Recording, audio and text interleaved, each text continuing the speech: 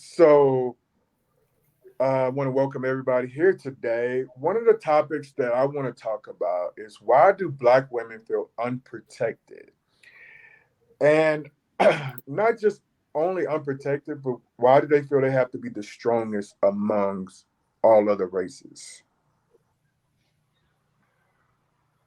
So let me get some feedback from anyone. How y'all feel about So that? I'll start. And so, culturally speaking, for those who are listening, the three ladies in the podcast are South African women, myself included, obviously. And so, the first thing is we, on a technicality, did not grow up black. So, a race group, a race class, which is very different to the black culture, is called colored. It's actually a race class, it's not a derogatory term as you guys may perceive it. And how from my perception, how we were raised and what we were exposed to is a lot of single mothers in the colored community, whether it was a grandmother taking care of the children or the mother or the child's mother taking care of the child. A lot of children were raised by single mothers, and I think that's one of the first reasons a black woman, a colored woman, didn't feel protected, because they had to fend for themselves and they had to fend for their children while fending off an abusive husband or an abusive father, even in the home, and working hard because there was nobody else to help financially and to provide for the children and to make sure there's a roof over the children's heads and their own heads, the clothing, the school fees, because schooling is not free in South Africa. So there are school fees from elementary all the way up to high school. And then, of course, tertiary education as well. The fees are even more there. So I think from that perspective, from what I've seen growing up, that's one of the reasons that Black or colored women feel unprotected and as if they have to be stronger than any other races. I think to add to that, you look at the fact that black girls are sexualized a lot earlier than their counterparts. So they're seen as adults far sooner than, any other race. And Mhm. so as a result, that little girl is exposed to elements of being an adult far sooner.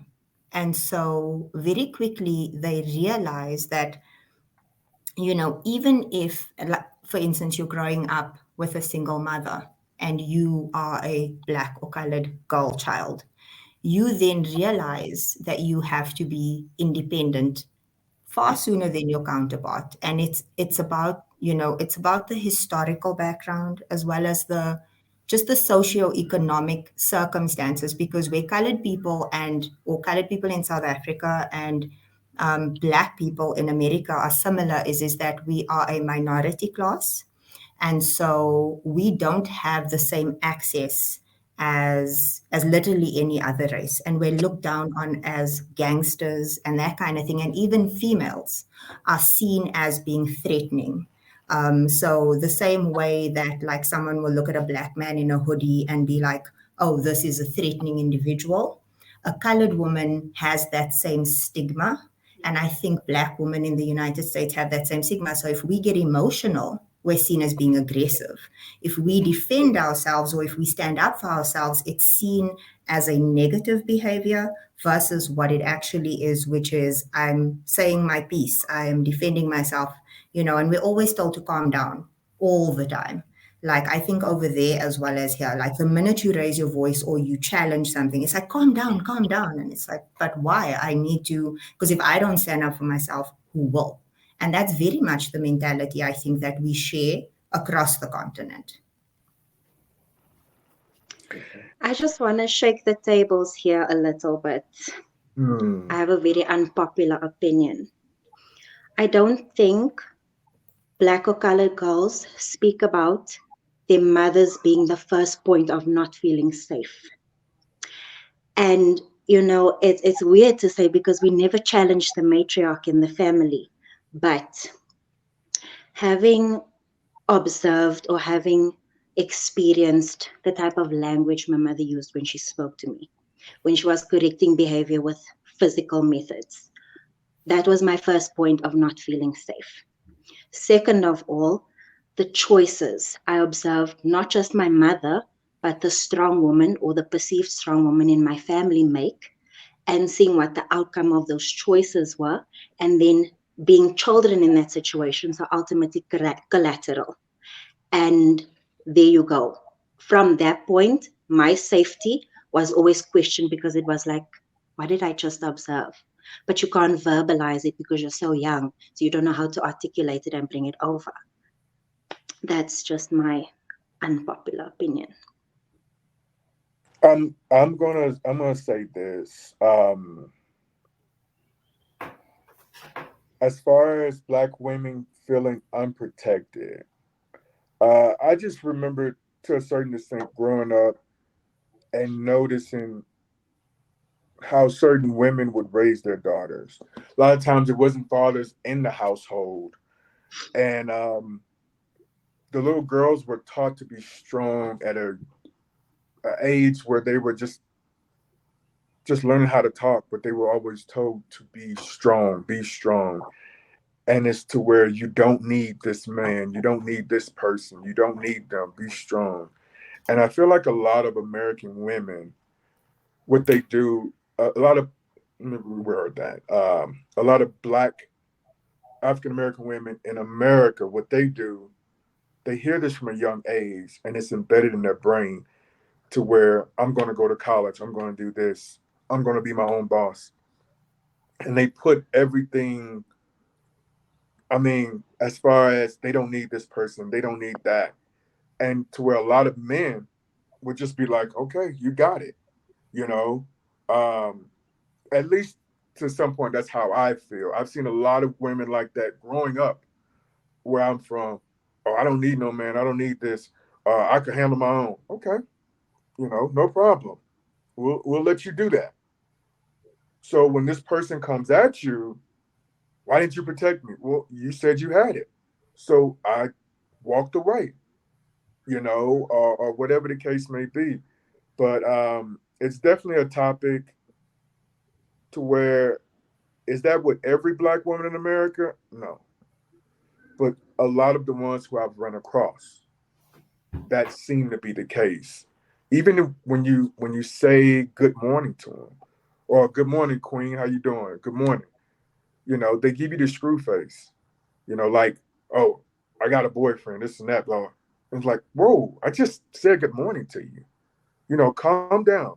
And they have such an aggressive tone, such an aggressive aura about them.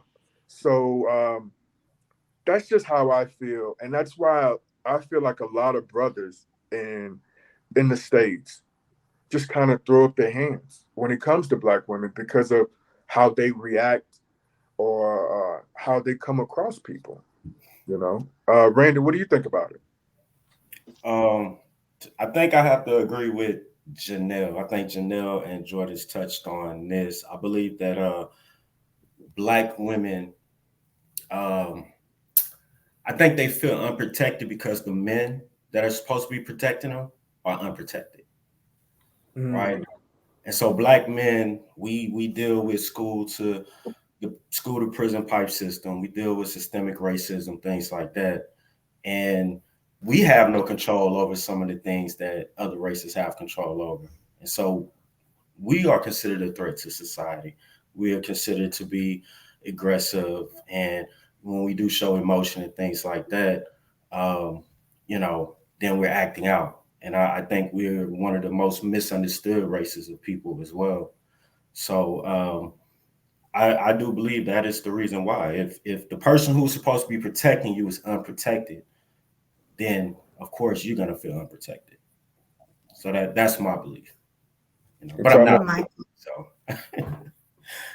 So I my can't really say. It's just my intake, my outlook on things. But go ahead. I'm sorry. What were you saying? no, I wanted you to finish. I will say this. You need to come and hang out with some colored men because the haughtier you are, the more your nose is in the air, the more you're stuck up as a colored woman, the more of a chase you are. Like they will not relent until they tame the shrew, quite literally. So that's one of the key things that, like, if you're a little bit of a fly girl, like, don't talk to me, like all of that, you're gonna get chased. That's a thing over here. But I think, to your point, my question is, and perhaps this is also unpopular, but what do men in our communities do for the safety of, like, especially where you see a single mother, raising a child, like, as that child's uncle, grandfather, godfather, because it takes communities, and these are cycles that now with our generation can be broken. Like, is there an opportunity to speak to that woman? And I mean, I feel this too, like, as a woman, like, sometimes I'll look at someone, and Taryn and I've had this, like, where she would, like, observe me doing something, and because of her skill set as a parenting coach, she would say to me, there's a different way to handle this. But she would actively step in. But I think also she knew she could step in. And then sometimes I'll observe a behavior with family or sometimes with a stranger, and I question, can I step in? Like, can I say something because I know something perhaps that this person doesn't know? There's, like, so many dynamics there that it's easy to say, what are men doing? But then I also will play devil's advocate and say, can they actually do something? Yeah, I agree. But you have to think about how that person or that group of people will receive your message.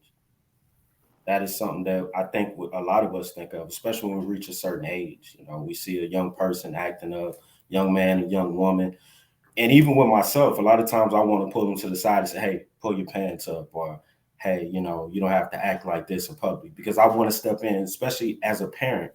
I see a child who's my daughter's age or younger. I do want to intervene, but you have to think about how will they receive that message. Hmm. And you know what's crazy is that when we were growing up, as far as the neighborhood we lived in, anyone can discipline us. So if I did something out of line and my mom wasn't there or brothers wasn't there, yo, my neighbor could whoop me. Like, and it was okay. Um, and everything as far as being disciplined by them. But these days you gotta kind of really be careful on what you say to anybody now. Even parents, even if you try to give them advice like that, some parents don't take that well. They really don't. Yeah.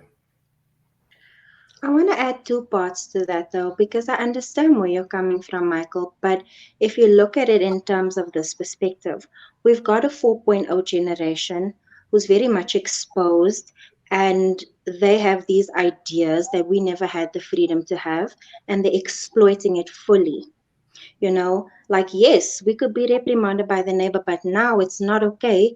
And it's only because of that one neighbor who overstepped and made me not feel safe.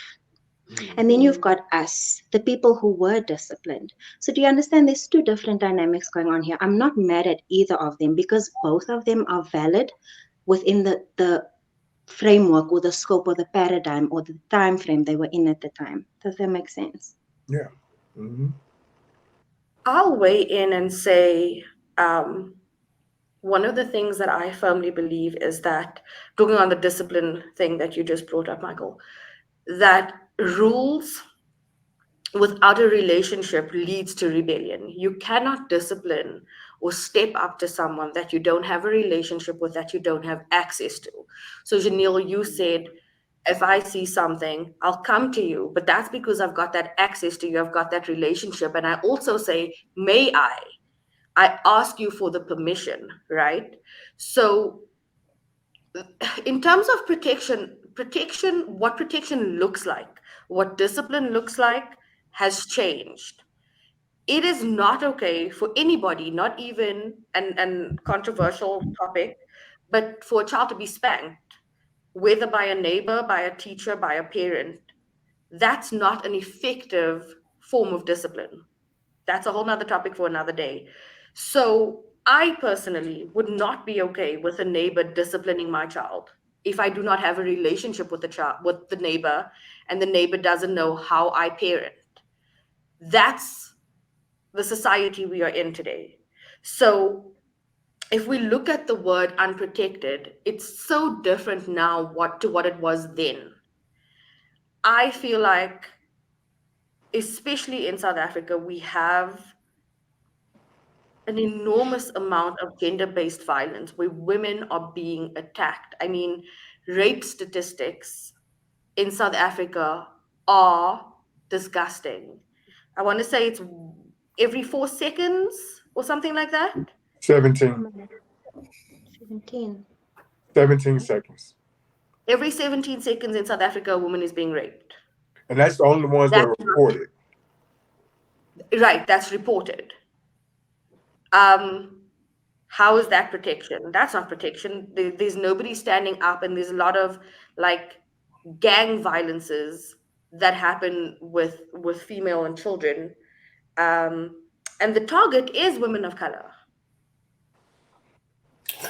Can I say something with that? I think Yeah. that may be a culture thing because I know here in the States, compared to South Africa, I think women here have more power than you guys would there because you guys live in a male dominant country, right? In your area, like most men or high officials, politicians are predominantly men, right? And so I think that's why that you guys struggle with like the rape percentage being that high. That's a lot. 17 every 17 seconds a woman is being raped in South Africa. A black woman, right? You said black, colored. Not only, but majority Majority black. is majority women of color. Yeah. Yeah, So that's pretty high. I did not know that is high. yeah, it is high.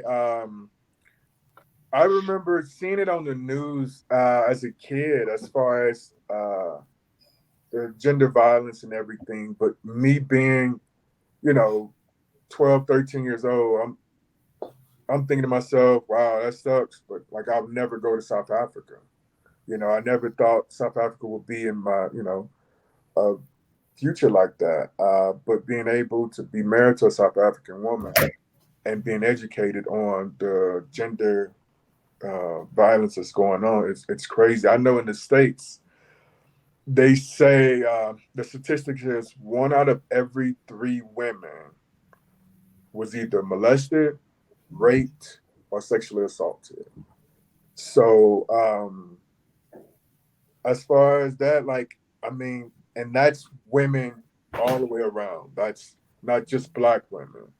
Um, I will say this: the men in my family has did a great job as far as protecting their daughters and showing them the way and everything. A great example I can use: my oldest brother. Um, the stuff he did with his daughter, like, man, it was like he was a trailblazer. She was really heavy into sports, so he would be there every practice, picking her up, try to make it to every game. And if he saw to where she was around the wrong crowd when he pulled up, it was something he said, and he definitely sheltered her. But when he let her loose, as far as he cut the chain. She was in college. She knew what right looked like. She knew that, okay, these guys are not who you want to be around, this and that. And if you drink, be responsible. So it's men that are coming up that are doing better. I will say that, as far as that I've been around, and that's what we really need, as far as men being there too. But like Randy said, when we're not protected either. So hopefully, we can just find a solution and definitely help each other.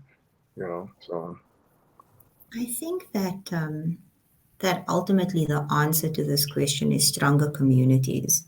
Because, like you said, like before, your neighbor used to have the access to be able to say something when they saw your child was not doing the right thing. And I don't know about you guys, but the colored community used to be really tight knit. It was a result of apartheid, but it was incredibly tight knit. So My cousin once said to me when I had my first job and I worked in an industrial area, and I'd say to him, "Oh my goodness, I don't feel safe." And he said to me, "You're safer in the township than you are in any suburb. Just remember that." And like a township here in South Africa is like a ghetto. And so, like, I always held that with me. So, like, if I'm in a township, because I'm a township girl, like, I know I'm safe because I know my way around, I know how to carry myself and that kind of thing. But that dynamic's changed now. I won't teach my daughter that same thing because you're not safe in a township anymore because that violence has turned inward. So, where before it used to face outward in order to protect the community inside, it was an insulation. Now it's turned inward. I'm not sure what is causing it. I think that drugs are ramping up in South Africa in a way that it hadn't before. This is like a new problem for us. And so we're seeing that effect, that it has on the minds of young people, and also how difficult it is for their parents and their family to actually navigate that. Like, how do you navigate an addicted person, recovery, and all of that, and the associated evils that comes with how they act as a result of being on some of the stuff. And so, but I think that that sense of community used to create that protection. So if you were black and you were in a black community, just by virtue of being black, you were fine. Same with colored people. But now, like, are our communities safe? Is it a safe space anymore? And here in South Africa, just like the the fact that like so many of us young people are moving out of townships and into suburban areas, it's like we want to move away now from that because we don't feel safe there anymore. And then you don't create the same kind of community. So I think that's also changed. And I think that's where men, women, and children can be protected, is if we actually form those clusters that we used to have. But obviously the dynamic changes because you don't live where you grew up anymore. Okay. I just want to touch on the issue of the drugs. And I know it's straying away from it, but I'm going to bring it back to the core of this conversation. I feel like drugs is such a, oh, it's like a rock and a hard place, man, because our communities are riddled with drugs. But why are they so riddled with drugs? And for me, it's colored children or black children who have been so emotionally and physically violated by their families and their community, even eventually, that they turned away and into drug abuse. And as a result, using that as their escape. And it's that issue of safety. I didn't feel safe enough with my family and with my people, but drugs makes me feel safe. Do you understand? Yeah. And It's a way to cope. that's a heavy one though. Yeah, yeah. It Drug is, is a but it also, sorry, Randy. no, no. I was just saying it's their way of coping. They turn to drugs. Yeah, Oh, but it also adds another layer of unprotection, right? Because now it's your drug addicted family member that's breaking into your house. It's your drug addicted family member that's stealing from you. It adds another layer of unprotection. I always wondered, like, where did this all start? At what point did black women start feeling unprotected, or has it always been this way, going back to the beginning of time? And I look at a lot of countries and places that are predominantly black, and it's not just black America. You got to look at countries like Haiti, places in Africa where blacks have been exploited for centuries by Europeans. And, um, we've, I don't know, I always wondered, why are we the most, out of all races, why are we the most exploited, right? Is it that we don't stand up for ourselves? Um, like how did we get here? I always wondered that, because you see the Chinese community, they have control over their country and the things that they do. They didn't allow the Europeans and the British to come in and take over. You see the Japanese, Koreans, you see other countries, right? But when it comes to black countries, it's like we allow things to happen that most other races would not allow. And so I think that plays a big part in it as well. You know, while Randy's talking, I'm thinking of something. Are you done, Randy? I'm so sorry. Yeah, no, yeah, oh, yeah. My mind is running away with me tonight. I wanna. Can I be revolutionary? Run it, go ahead. Will you allow the historian in me to shine bright like a diamond? Um, you know what? My mind just snapped to slavery. And the only reason this makes so much sense to me is because if I think about where our point of safety broke, that would make sense. That blip in what the universe was doing at that point was such an emotional break for Black people as a whole because it involved so many injustices. Of course, we're going to have that factory set into our DNA. And I think it definitely does have its traces back to some extent, at least, because like Randy was saying, why do other races not allow it, but we still allow it? And you think about it like for such a long time, over such an extended period, why? Why can't we just snap out of it? Why can't we just? But then it makes sense to me. Experiencing such a trauma must have really um, sewn into our fibers, like, um, expect this, accept the least. Am I making sense? Yeah, I just definitely. ran off with an idea over there. My sister backed me up. Actually, actually, No, I'll back you're you up. anything. I'll back You're you up. anything.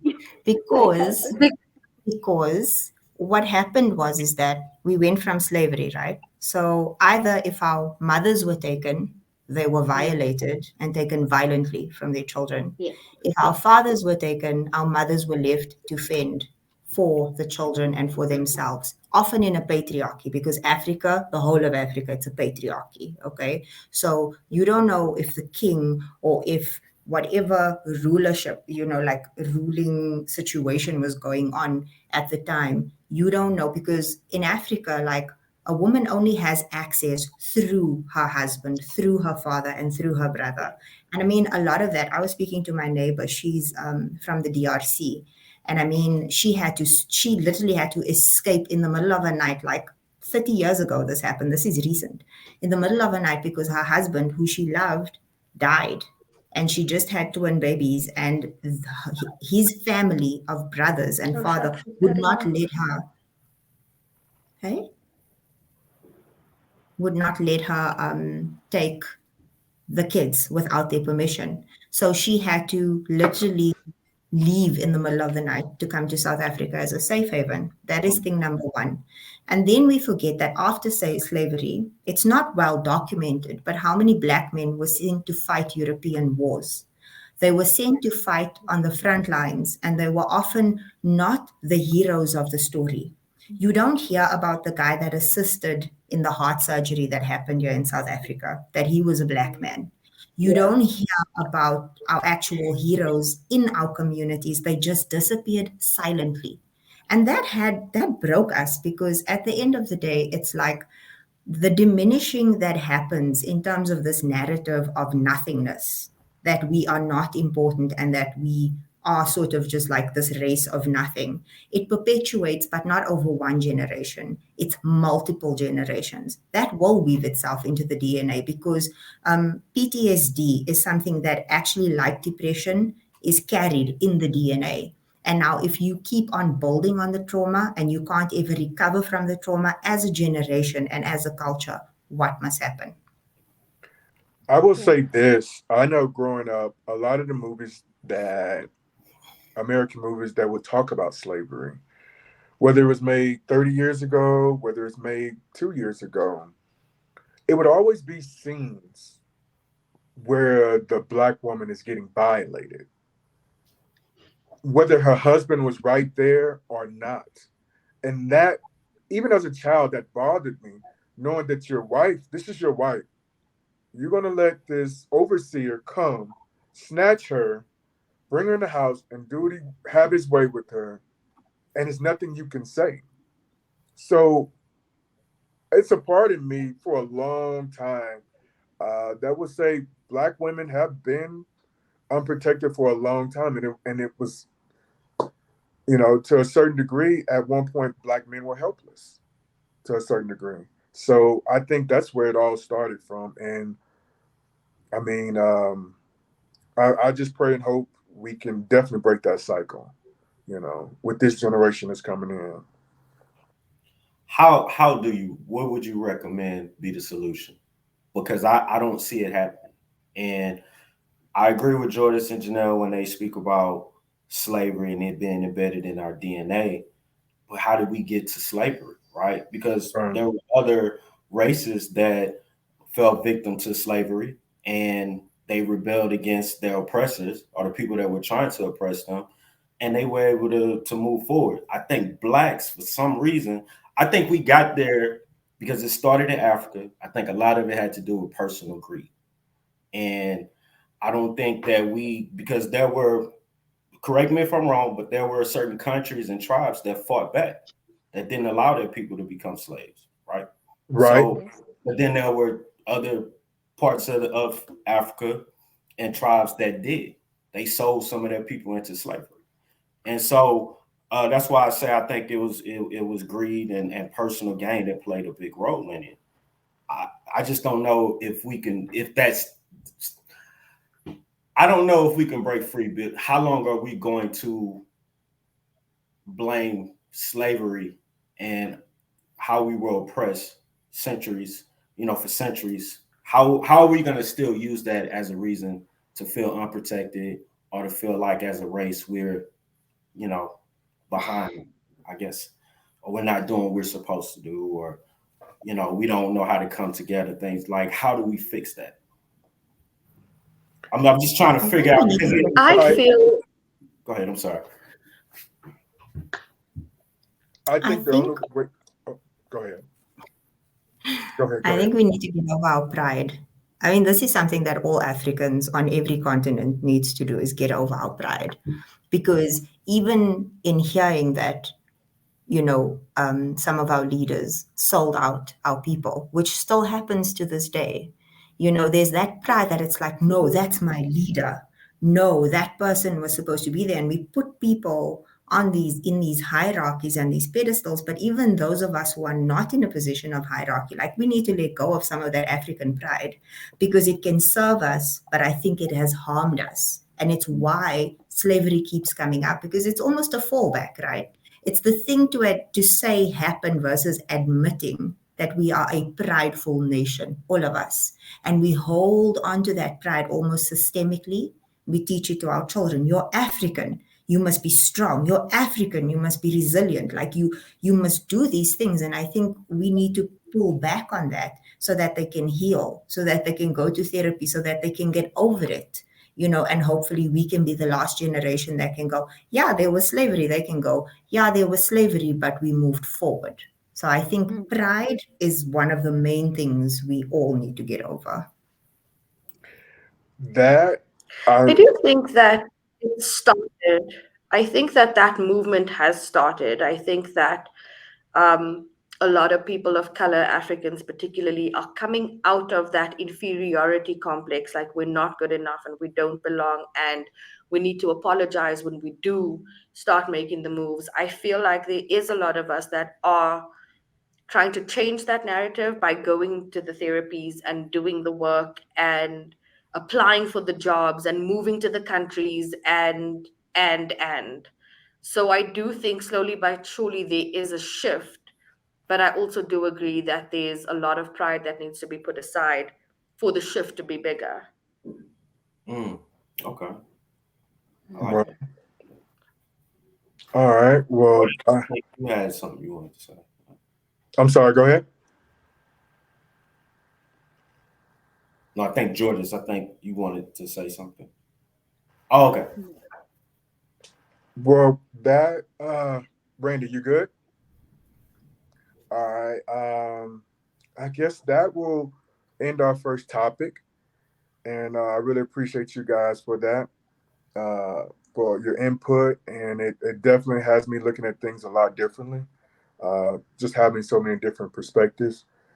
So I appreciate you guys for that. We're going to move on to our second topic, which is why is it when a black man shows emotions that they're looked as weak, being weak? Why is that? I'd say it goes back again to back in the day, slavery even, because you were groomed to be tough. Mhm. And generational thought patterns are a thing, like conditioning is a thing. And so when a slave was being flogged by the master, they wouldn't cry, they needed to be tough. They wouldn't show the emotion, they needed to be tough. That was a form of protecting themselves. And so they then have children and they pass that on to their children. Tigers don't cry, big boys don't cry. Why are you being weak? Why are you this? And so this is a mentality which is toxic masculinity as we see it now, but it's a mentality that's passed down through the generations.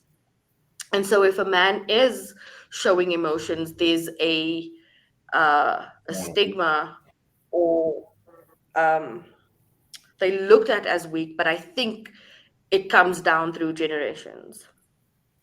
I agree, 100%. My opinion, summed it up. Yes, absolutely. I I think remember, I remember my older brother. So I would have to agree with you, Taryn, because that's what I was taught as a kid. Um, and at my mom's funeral, I didn't cry because like that was just a sign of weakness to me. You know, even though that was the time to cry. You know, and I remember even when I got older, when my father passed, watching my older brother shed tears, and I'm like, why is he being weak? We wasn't raised this way. You know what I mean? And due to where I started, having therapy sessions, I've realized it's okay, you know, and that's not you being weak. I think also it's that, this fear of vulnerability, because, like, in our society, expressing vulnerability can be challenging because, I mean, you could be judged, you could be ridiculed, you could be rejected as a black man, right? Like, I mean, if you're crying, like you say, this is something you don't do. And so, I mean, so for a black man to then display emotions, it kind of contradicts societal expectations, and then added to that, they have limited emotional outlets. So we are the safe spaces. Like, where do you know you have access? Like, are you just supposed to go and like find therapy? Is this something that's discussed? Like, hey, like for you, Michael, you can say, I have a good therapist. I can recommend somebody. But how many black men have friends that are willing to say, I've been to therapy. These are the resources. This is where you go. Is there even a space where, they could pay for it at a reduced rate, or where they could go for group sessions? Because group sessions also has the stigma, oh, are you an alcoholic? Are you with this? Are you with that? So all that stereotyping, I think that comes with just saying, I need therapy already. Like, I don't think black men have the luxury of being vulnerable and saying that this is something that they need. It's two celebrities that I wanna bring up that showed their emotions. Two African American men who showed their emotions, um, and were pretty much crucified for it. And it's crazy. Tyrese Gibson as well as Will Smith. Being able to show emotion while they're in front of the camera, and they were crucified for that. And these are this was a situation that happened probably 3 or 4 years ago, and it's still being talked about. People still make fun of it, and it's just to where people are crying for help, but at the same time, what a lot of people don't realize as far as suicide rate, like men, we lead the way in that because we're not able to show our emotions. We lead the way as far as suicide as well as strokes, you know. And it's just, I look at it with so much stress, so much pressure.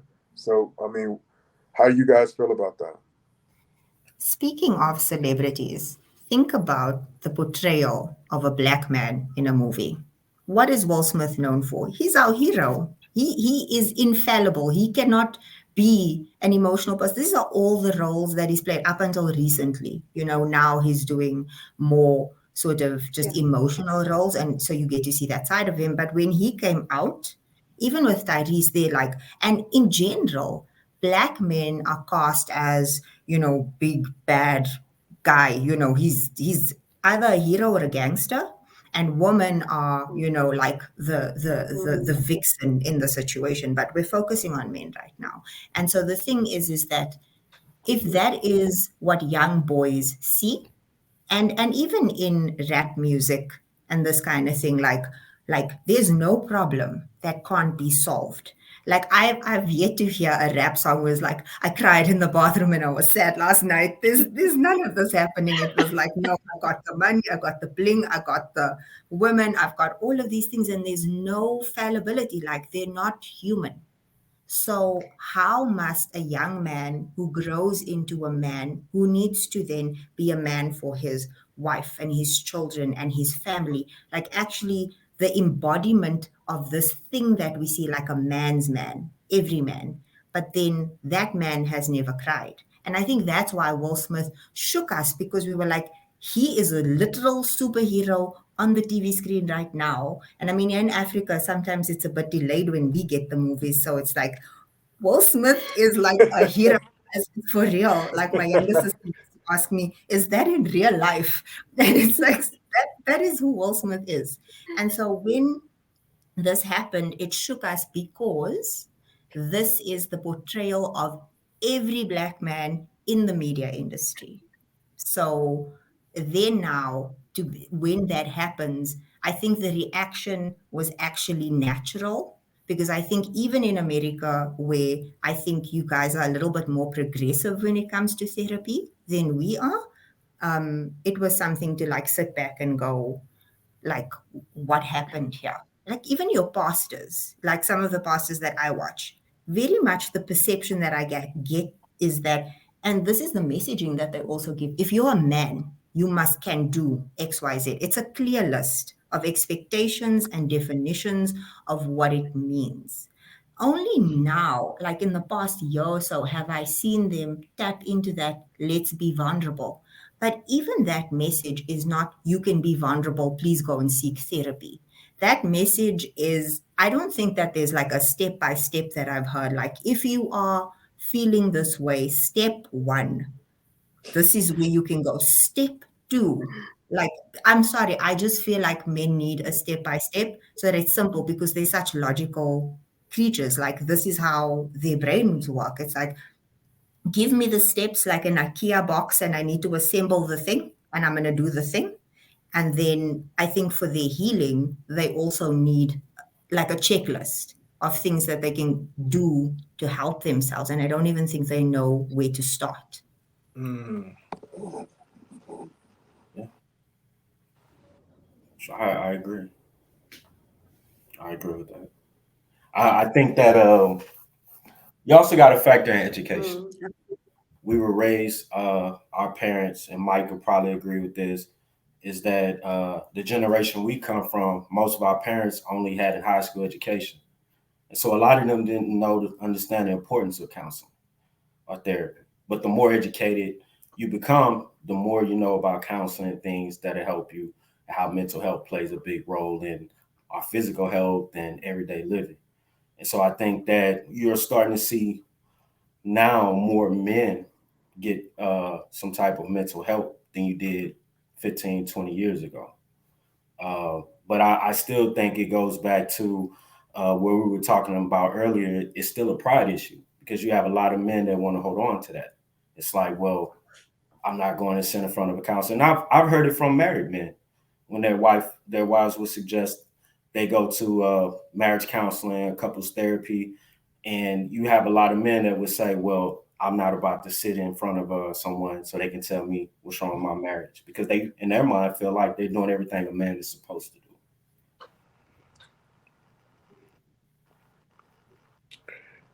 I will say this in America, even with sports athletes, black and white, I can name a few. One of the ones that stick out really fond in my head is Brandon Marshall.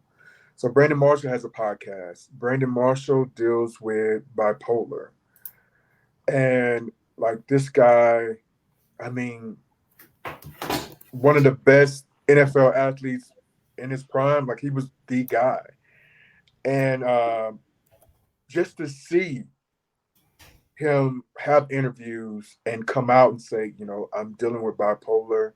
Uh, my mental health is not where it needs to, is not where it should be. So he did something that I saw growing up that just was like an aha moment. So his therapist would make him, even during a football game, write down his feelings. How does he feel? So after the play was done and he goes to the sideline, he had a person that would come to him with the notebook and he would sit there and write on the sideline. Like I could not believe this. Like this was live TV. And he would sit and write how he was feeling. And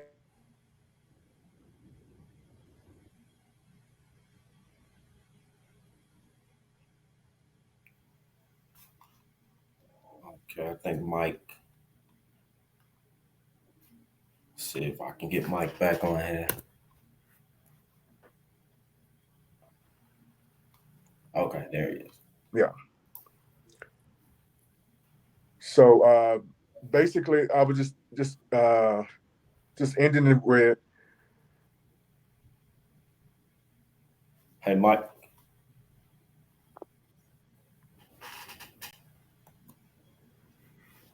All right, Mike.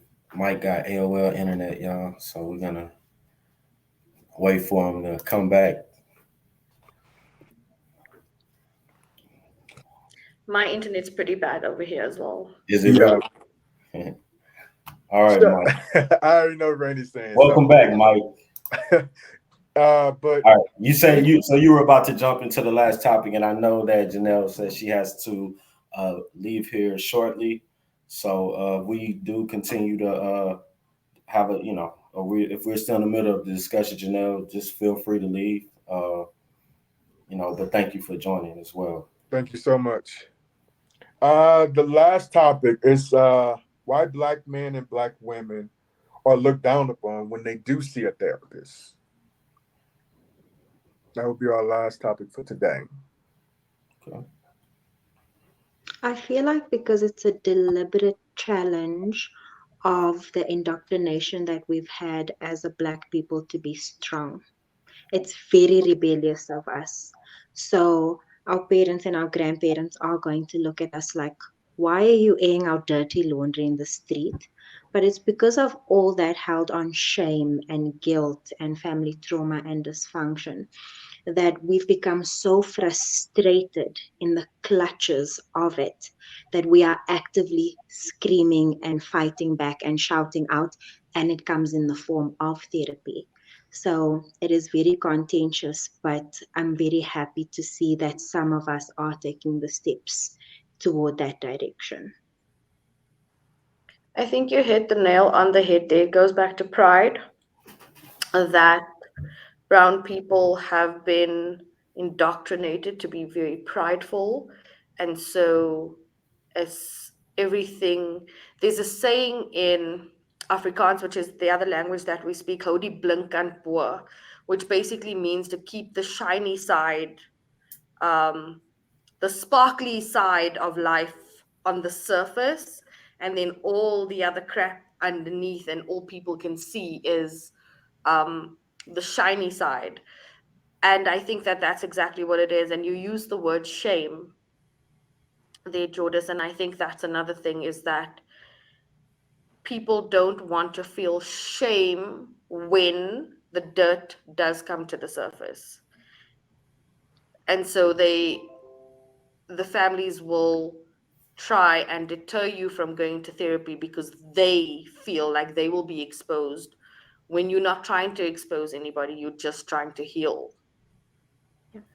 So I will be the rebel in this particular scenario and be like, when I told people that Keenan and I were going for therapy, first of all, I said it joyfully. And I think also, like as a couple, how you announce this to the world, because first of all, it is an announcement. When you get engaged, you announce. When you go for therapy, you announce as a black person because you know just how mind blowing. One of the things I found was how many of my friends then reached out to me and there were some things they wanted to know. What did it cost? This was the first thing. How did you get him to do it? And it's like, no, I didn't get him to do anything. He's a grown person. He made this decision with me. Because that's the thing, like when you're contracting as a couple to actually take this step, it starts there, like whether or not you perceive it as shameful or whether or not you're both going into this, like understanding what must happen. Your therapist also makes all the difference because when they explain to you upfront, as our therapist did, I'm not here to shame any of you. This is not a Mm, bashing session. Don't expect me to take sides also. I think at that point, I watched his shoulders go down and he breathed a sigh of relief because he was like, okay, it's not going to be a bad husband, sit down session. It was like she was being very fair about that. And people don't know that going in, that a good therapist will not take sides and they will not turn it into something to be ashamed of. But then it's also your announcement as a couple to explain to people that this is what you're doing, because yes, it is an act of rebellion as a brown person.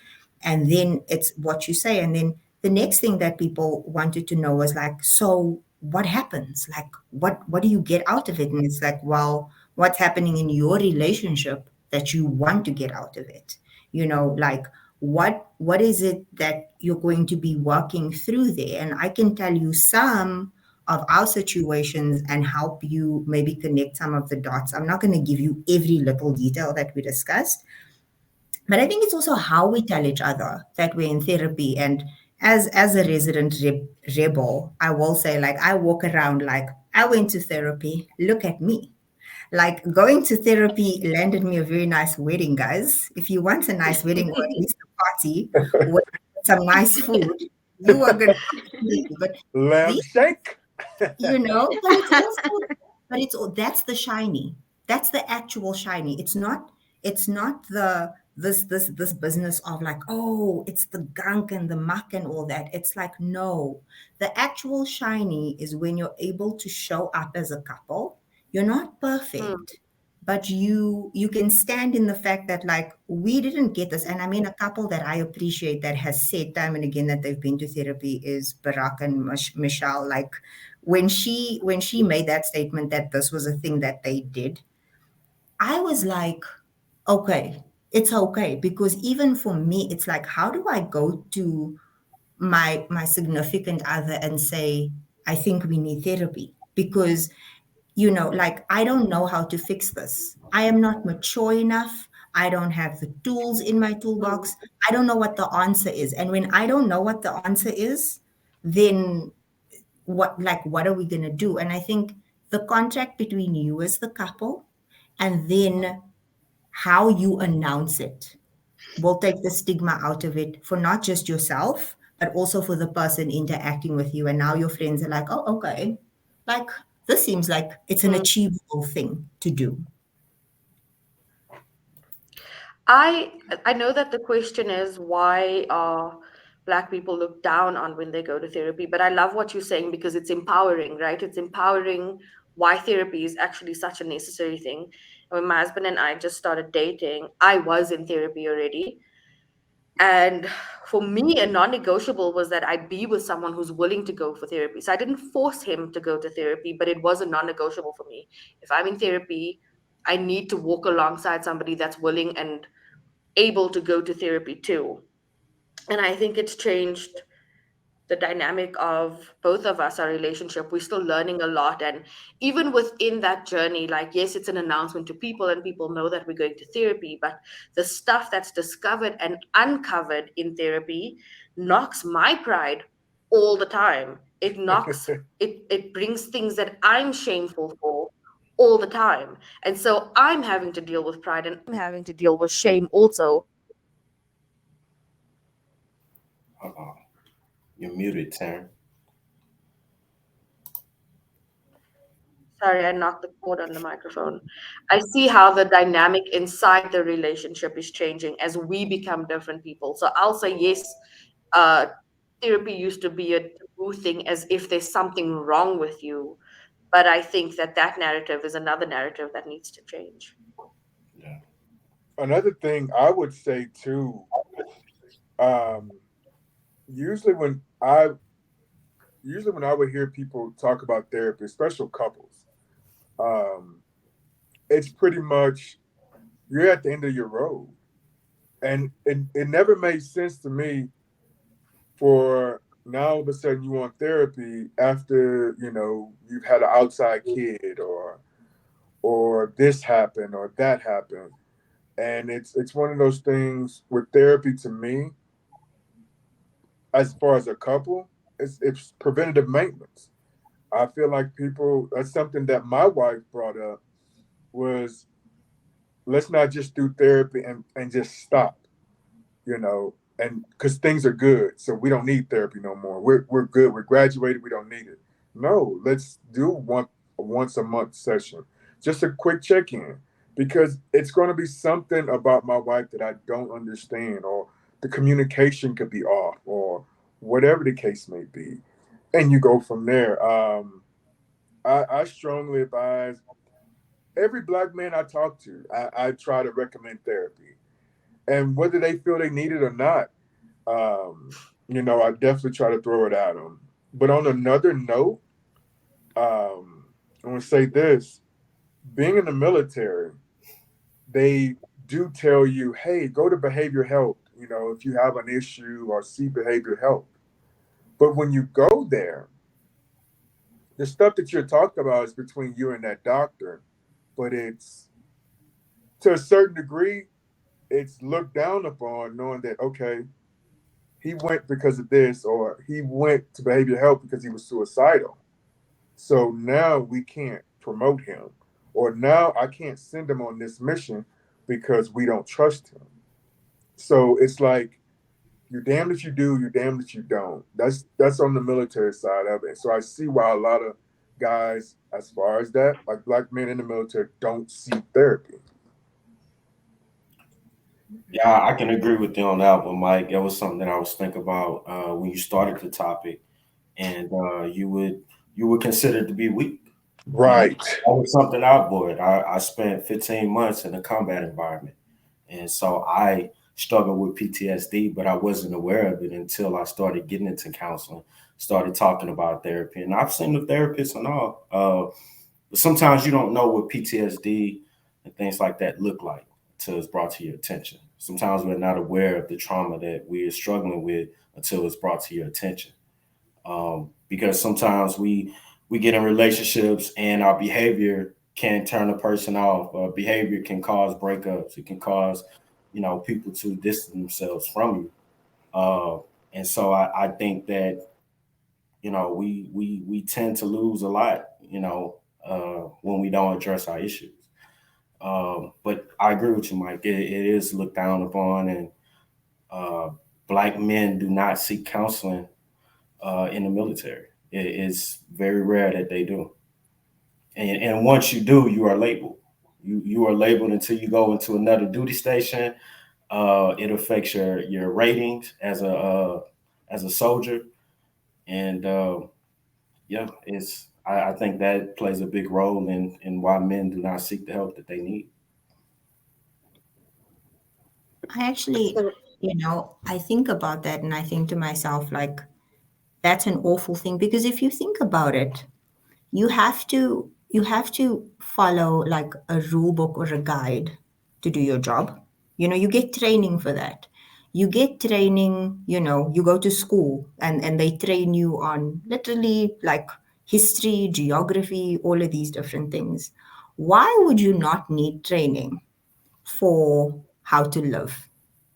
Like, this is what therapy is. It's training for how to live. And I mean, you can come from, a good background, and still you wouldn't have the full manual on how to live, because not only did we do couples counseling, we did a parenting course, and I did therapy on my own, because as a person, like, you don't have all the answers on a given day, and sometimes what you're dealing with is so big that it's not something that's going to get solved by discussing it with a peer, or it's something that you do. And it's interesting to me, like, people will say random stuff, or they will sort of just like air certain things to somebody that they have some kind of relationship with, and then be shocked when it's out actually in the street as gossip, Mhm. far sooner than they would actually just invest in a therapist where, one, that this is a boundary relationship and it's one that is confidential, and then two, where you get just a set of advice that you probably wouldn't have gotten from your own circle, because your own circle is most likely affected by the same things that you are, because you are the sum of your parts, and the people around you are part of that sum. So for me, and I think I'm very liberal when it comes to therapy, so you can hear that when I speak, it's like, I don't know everything, and I don't see it that it should be a stigma. I mean, in the military, they should praise somebody for doing that, because at the end of the day, that means when you're in a combat situation, and isn't this what happens with police brutality? They often say, we did not know how to de escalate a situation. Where do you learn de escalation techniques? You learn it from behavioral therapists. You don't learn that from your drill sergeant.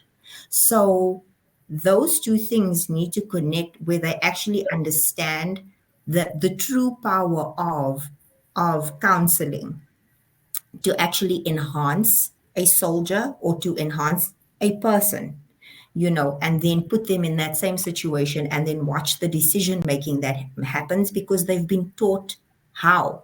Like, when you know how you think, you're better able to make decisions. And I think that's what's being lost here in the stigma of it all. That said, thank you for having me, guys. I didn't want to leave while someone else was talking, so I'm gonna log out now. Thank you so much for having All right, me. good. Thank you so much, Janelle. Thank you for being with us. Bye.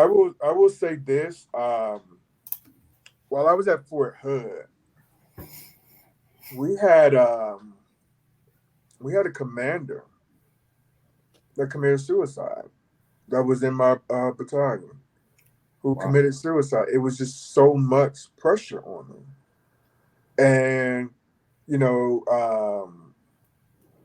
he just didn't know how to get help, and he took his own life. So it's sad, and it's crazy because the statistics is for suicidal rate in the military every day, an average of 22 veterans or soldiers commit suicide every day. 22. That's the average number. That is the average. And it's sad. And it's one of those things um, I look at to where when I see these TikToks with guys who've been in for 10, 11 years and they get out, to most civilians, that's crazy. Why would you get out? You only got 10 more years to go. But it's about mental health, and I mean your mental health, your health period is priceless. It is Mm. priceless. And I refuse, man. Like, if I feel like I'm in that situation, listen, I will chunk Uncle Sam the Deuce and say, hey, it's been fun. It's been cool. But my mental health is more important than getting paid on the 1st and 15th of every month and getting a check for the rest of my life, because it's a lot of soldiers that retire and they cannot handle the pressure of being a civilian. And a lot of them commit suicide. So it's one of those deals, man. Yeah, that's true.